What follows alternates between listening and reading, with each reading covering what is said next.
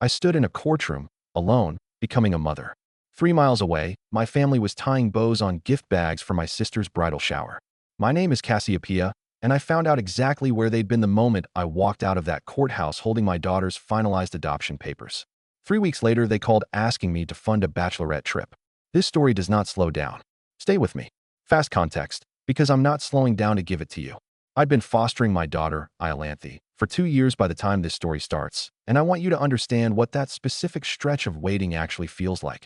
Loving a child completely while a legal system, however necessary and careful its process, keeps that love provisional, revisable, not yet permanent. The adoption finalization hearing, the actual court date that would make Iolanthe legally, permanently mine, was scheduled 4 months out. The moment the court confirmed it, communicated to my entire family the same week I found out. My sister Perpetua's bridal shower, announced roughly 6 weeks later, landed on the exact same Saturday morning. I want you to sit with that collision for 1 second before I keep moving, because I didn't get to sit with it at all when I first noticed the conflict. I called my mother immediately. "Oh no, that's a bummer," she said. "But the shower invitations already went out with that date on them. I'm sure the hearing will be quick and simple, right? It's not like there's any actual drama to it, is there?" I want to describe what quick and simple cost me to hear, standing in my own kitchen, about a hearing that would make me, legally and permanently, Iolanthe's mother for the rest of both our lives. A hearing I had waited 2 years for, that I had specifically asked my family, months in advance, to attend. I want to move fast through what happened next, because the story doesn't slow down there either. I walked into that courtroom with my attorney, my caseworker, and Iolanthe's hand in mine. No one else. I want to describe the specific quality of that room. Small, quiet, the judge genuinely warm and kind in the way family court judges handling adoption finalizations often are, because this is, for them, one of the few unambiguously joyful parts of an otherwise difficult docket. She asked Iolanthe, 5 years old, whether she wanted to be my daughter forever. Iolanthe said yes. The judge signed the order. I became a mother, permanently, in a room with no one from my own family present to witness it. I found out, scrolling through photos posted that same morning, exactly where they'd all been instead. A bright, cheerful bridal shower, my mother holding up a bouquet made of ribbon and paper plates, an entire morning of visible, enthusiastic celebration for an event that could have been rescheduled with a single phone call, happening at the exact hour I stood alone becoming a parent. I want to move fast through the following 3 weeks, because the story doesn't slow down there either. Then my mother called. "Hi, sweetheart. I wanted to ask you something. The girls are planning Perpetua's bachelorette trip, and it's going to be a bit pricier than everyone budgeted for. We thought, since you're doing well, and it's for your sister, you might want to help cover the difference." 3 weeks. 3 weeks after standing alone in a courtroom becoming a mother, I was being asked to fund a party for the sister whose shower had displaced that exact moment. "You want me to help pay for Perpetua's bachelorette trip," I said. 3 weeks after everyone skipped my adoption finalization for her bridal shower. Silence. The specific silence of someone genuinely not having connected those two facts until I said them out loud in the same sentence. "That's not really related," my mother said. "This is just wanting to help make the trip special for her." I declined. I want to tell you that declining, in that exact moment, holding a 5-year-old who now, legally, permanently, belonged to me and no one else, took more out of me than almost anything else in this entire ordeal, because every instinct I'd built over a lifetime told me to just say yes and keep the peace. I didn't. And what came out over the following weeks? Perpetua telling me, with what I can only describe as genuine confusion, "I figured you'd understand. You always handle stuff like this so well." Told me everything I needed to know about exactly how my family had learned to treat my composure as a resource rather than a trait worth protecting. I want to back up now and give you the fuller shape of all this, because the speed of that opening is exactly how it felt living through it, and I think you deserve the rest of it at that same pace. I became a foster parent almost 3 years before this story starts, after a divorce that left me, unexpectedly, exactly where I wanted to be, single, financially stable, with a spare bedroom and a genuine, long-held desire to parent that had simply never lined up with the right circumstances before. Iolanthe came to me at 3 years old, placed after a difficult removal from a home that I won't describe in detail here, both out of respect for her privacy and because I don't think the specifics matter as much as what came after. 2 years of building an actual, real family together, one appointment and bedtime story and hard day at a time, while the legal system did its careful, necessary work of confirming that permanency was, in fact, the right outcome. I want to describe what my family knew about all of this, because I think it matters. They knew everything. My mother had met Iolanthe dozens of times. Perpetua had, on more than one occasion, told me how much she admired what I was doing, language that, in hindsight, feels like exactly the kind of comfortable, hands-off admiration that lets a person feel involved without ever actually having to show up when it counts. I want to describe the specific weight of an adoption finalization hearing because I don't think it's widely understood outside foster and adoptive communities. It's not simply paperwork. It's the actual, legal moment a child's future stops being provisional. Foster placements can, even after years, still theoretically be disrupted by circumstances outside anyone's control. A biological family member surfacing, a legal appeal, any number of complications that, however rare, remain genuinely possible right up until that final gavel. I had spent 2 years loving Iolanthe with my whole heart, while some small, exhausted part of me held a little of that love in reserve, protecting myself against a loss I desperately hoped would never come. That hearing was the moment I finally got to stop holding anything back. I want to describe the courtroom itself in more detail, because I think the specific loneliness of it matters. My attorney sat beside me, Iolanthe's caseworker, a woman named Bettina who had walked with us through the entire 2-year process, sat in the row behind, having specifically rearranged her own schedule to be there. And an entire section of seats, reserved in my own mind for months for the family members I'd explicitly, repeatedly asked to attend, sat completely empty. I want to tell you what the judge said, because I've held on to it since as one of the only genuinely warm parts of that entire day. She looked at Iolanthe, crouched slightly to be closer to her eye level, and asked, gently, whether she understood what today meant. That after this, no one could ever separate us, that I would be her mother forever. Iolanthe, 5 years old, nodded solemnly and said, yeah, we already knew that.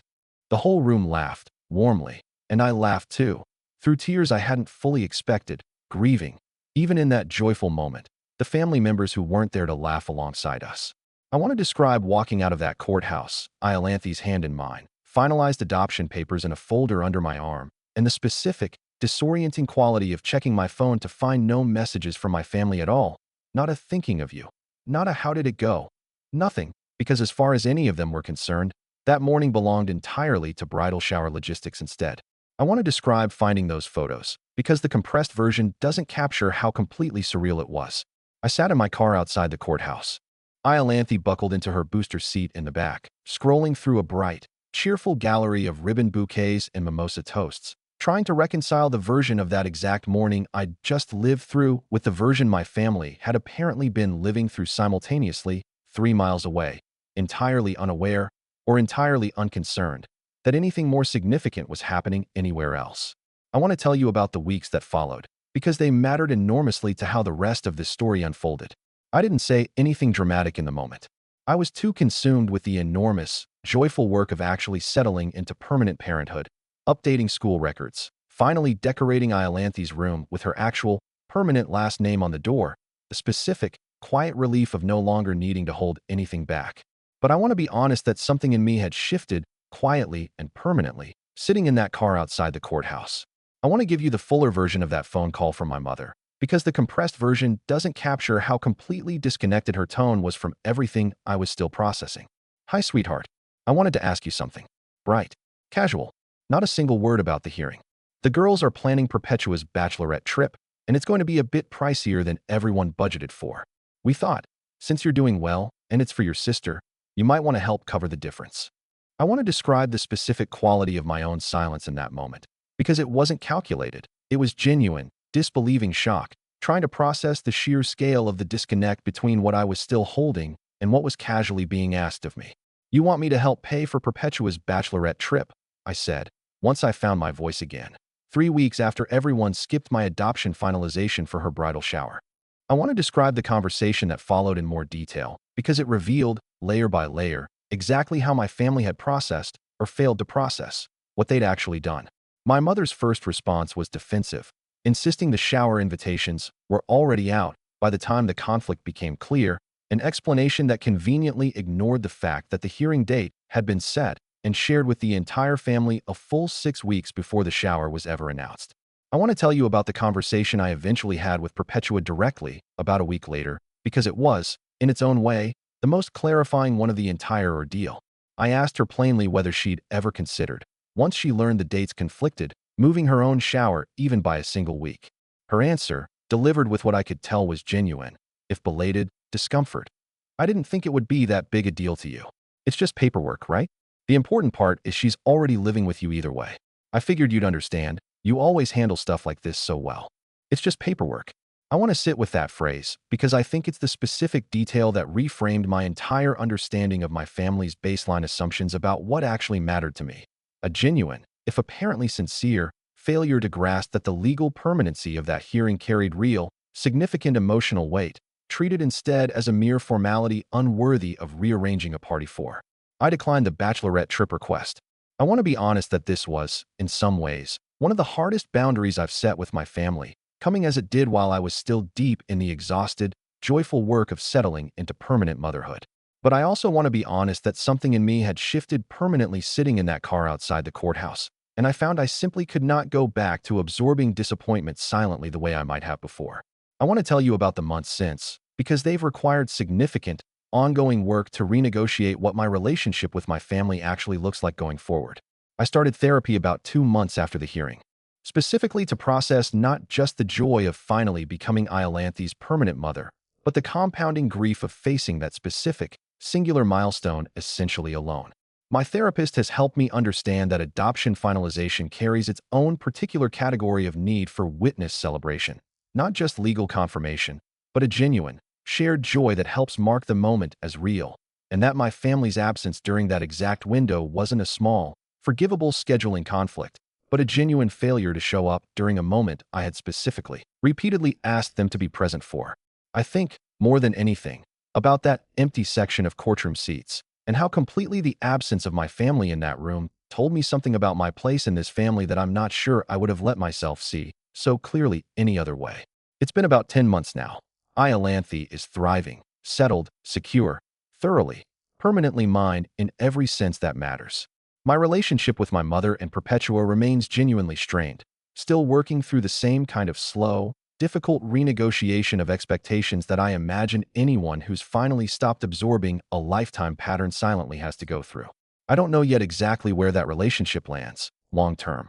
What I do know is that I will never again mistake my family's comfort with my composure for evidence that I don't need them showing up. If you've ever stood alone at the most significant moment of your life, only to get a phone call weeks later asking for a favor, I want to hear about it. Some things you only understand once you've celebrated them completely alone.